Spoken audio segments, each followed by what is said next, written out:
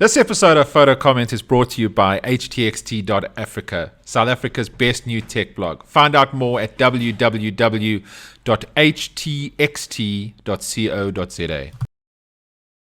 Guys, this is Tristan here from PhotoComment, and we're with Roger at Canon South Africa, and we're going to be chatting a little bit about the EOS 70D, which Roger's kindly let us get an opportunity to get some hands-on with.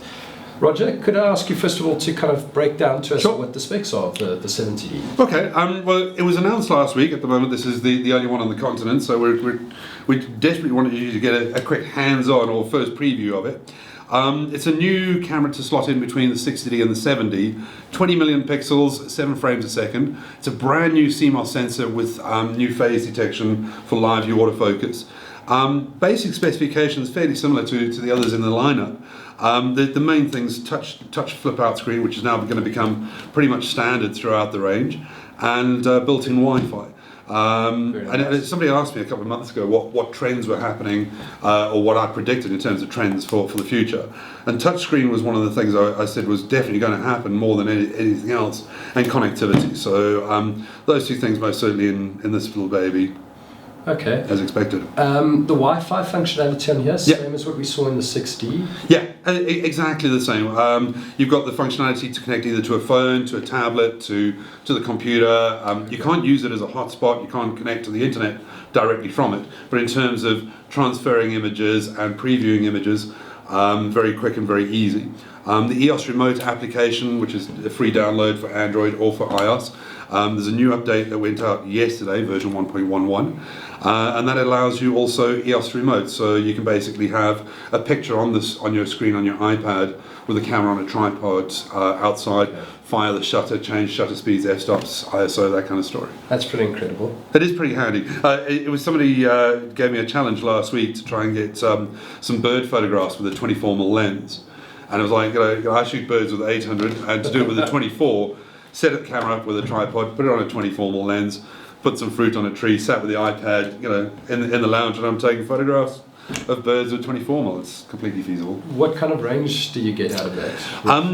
Hard to tell, because in terms of line of sight, it's pretty much Wi-Fi range, 30, 40, 50 meters, something like that. Cool. If you've got walls in between, it's going to come down quite dramatically. Okay. But the biggest issue for me was a little bit of lag between hit the button and actually fire the shot, once the shot's fired for the image to get to the iPad. But then bear in mind, it's 20 million pixels, so the Wi-Fi is only that fast. Yeah.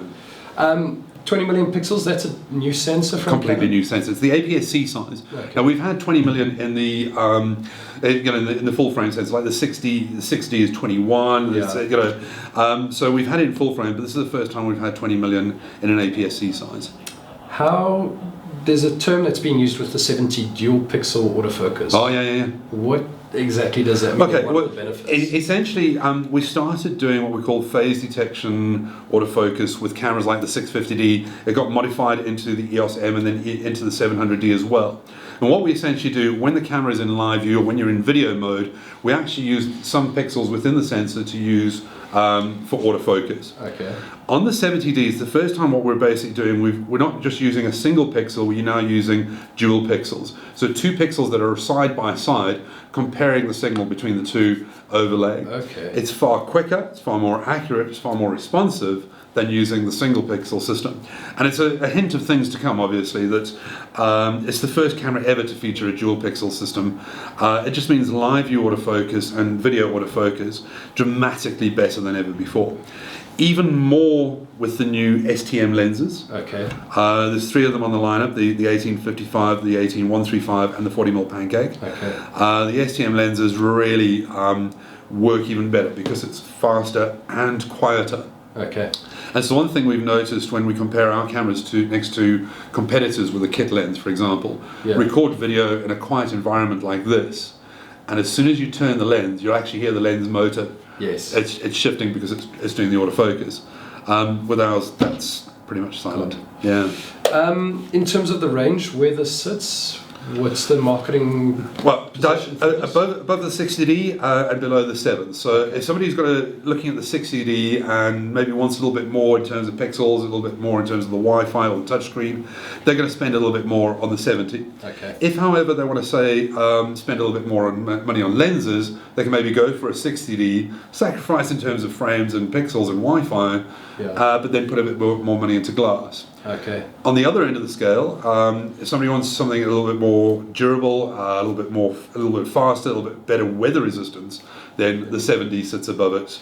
So a little bit more expensive, but it's kind of slotting between the two.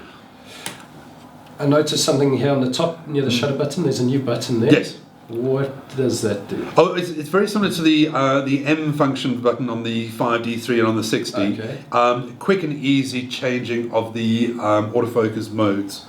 Where we've had it on the 7D, you had to hit the Q button and then change from just the square to the outer brackets to zones.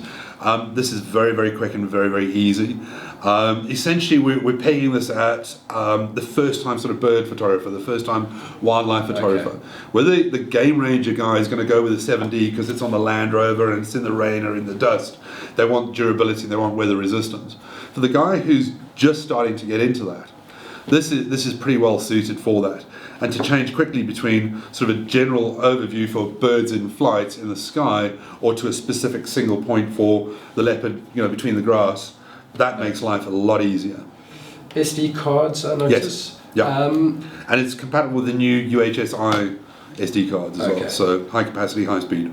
Great. Frame rate, we said? 7. 7 frames per second on just 2 megapixels. One faster than 60 and one slower than 7. Could you peg it perfectly?